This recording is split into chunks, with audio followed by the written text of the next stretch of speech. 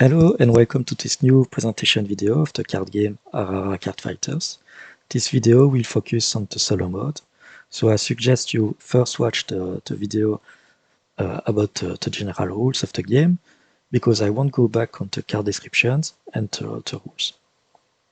So Ara Ara Card Fighters is mainly a game for PvP, but if you don't have anybody to play with, you can play against a boss.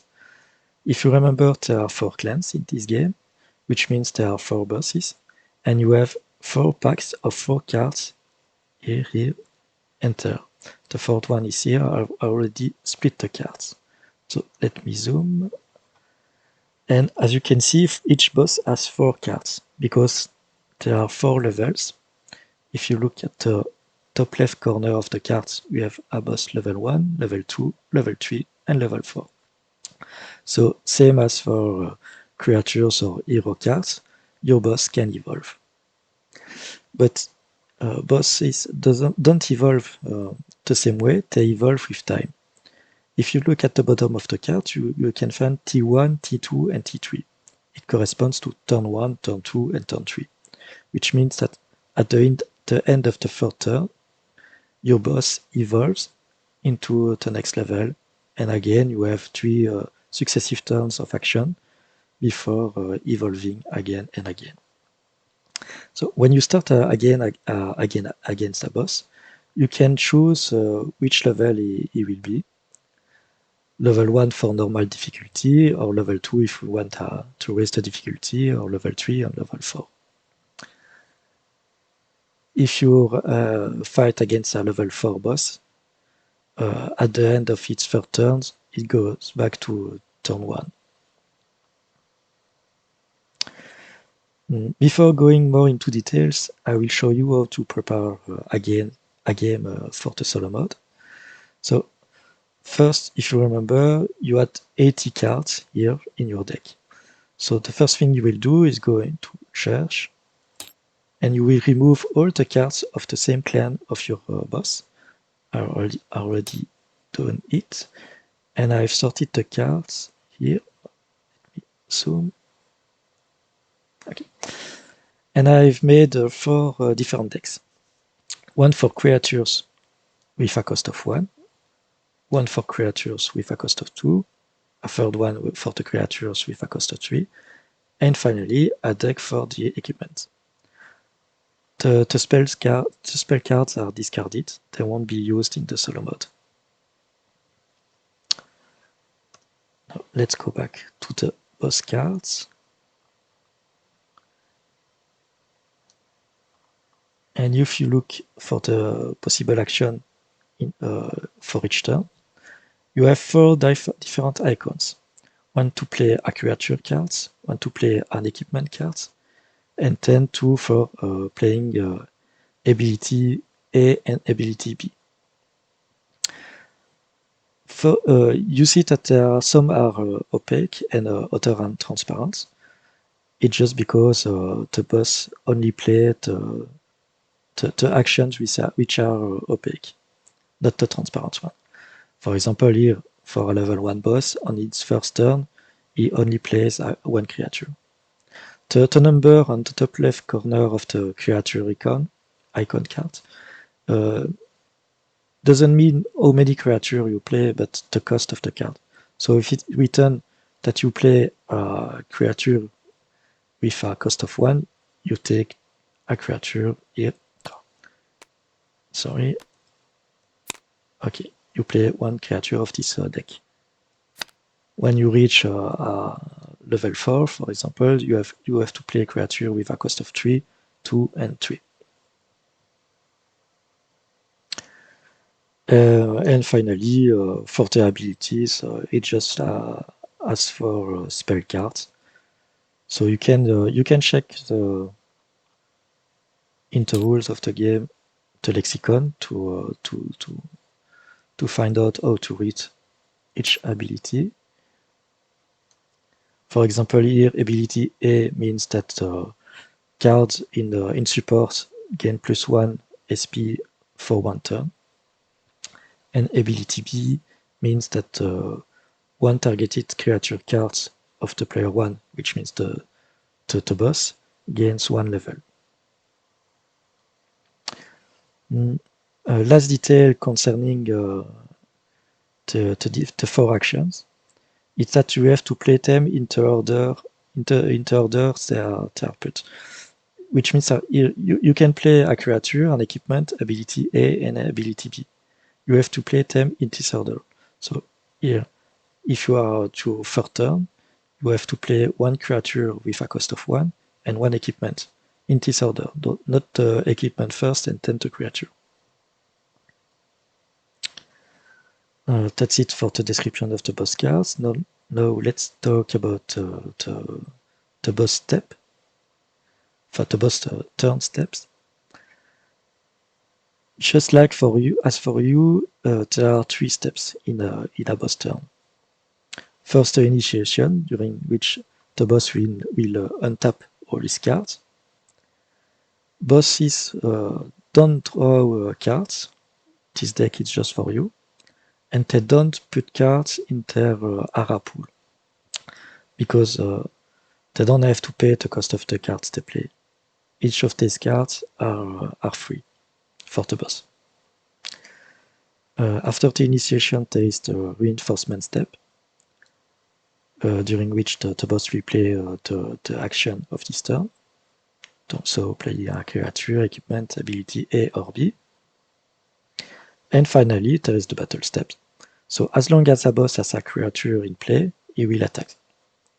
But the same rules applies for boss as for players, which is that a creature can't attack on the turns it's put into play.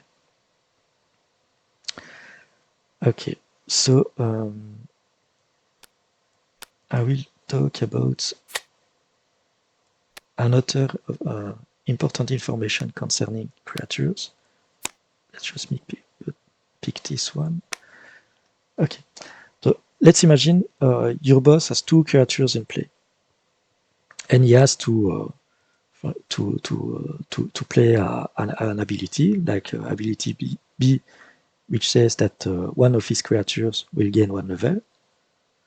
Or let's imagine the boss must initiate a battle. Which creature will be the main target? So first you have to, let me zoom properly. You have to look at the SP of the card. So if you have those 2 cards at level 1, this card has 1 SP and this one has 2 SP. The card with the higher SP will have priority. If both cards have the same SP, you take the card which has the highest level. And if it's still ex aequo, you look at the bottom right corner of the card and you look at the card number. It's 3 and this one is number 7. And you take the card with the highest number. If it's still an ex aequo, because the boss has to target one of your creatures, and you have two identical creatures, then you pick one randomly. I think that's it. So now I will go to additional notes concerning the solo mode. So first one,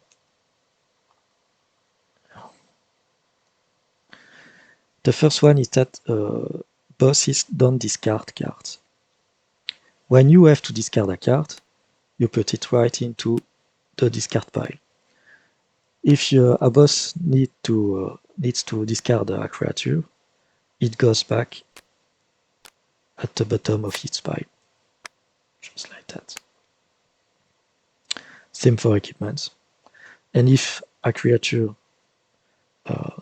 hurts you, wins a battle, it goes into your RM pile.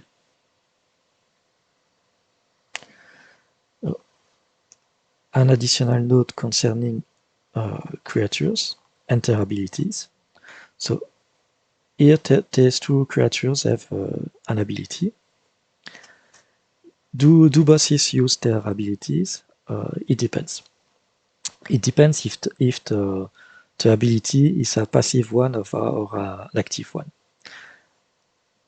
Passive ones are abilities like this one, with which says, for example, that if the guard, the creature is attacking, other cards in support gain +1 support bonus. Bonus support, sorry. This is a passive ability, so the boss will use it. This one is an active one, which means that you have to tap the creature so that the targeted creatures gain 1 SP for 1 turn. So this one, the boss won't use it.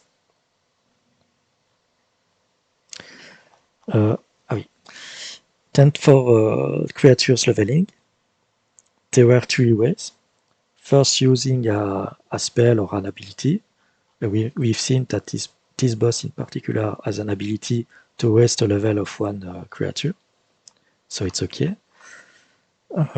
When a creature loses during a battle, it will gain 1 level. It's the same here for bosses, but bosses can't raise the level of a creature by discarding cards, mainly because they don't draw cards. Alors, another note. Imagine you have to play a creature with a cost of 2, so from this pile.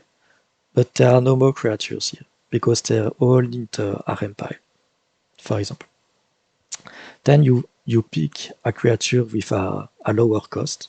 If there isn't any, you pick a creature with an higher cost.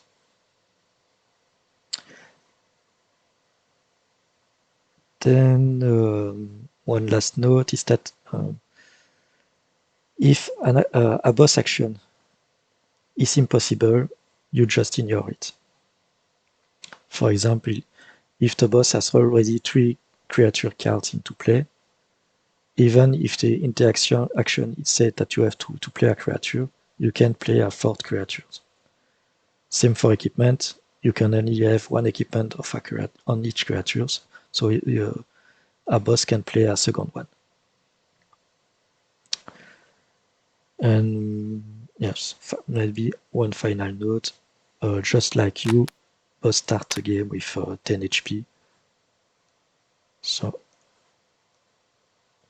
you use the HP counter cards, just like for you. And I think that's it.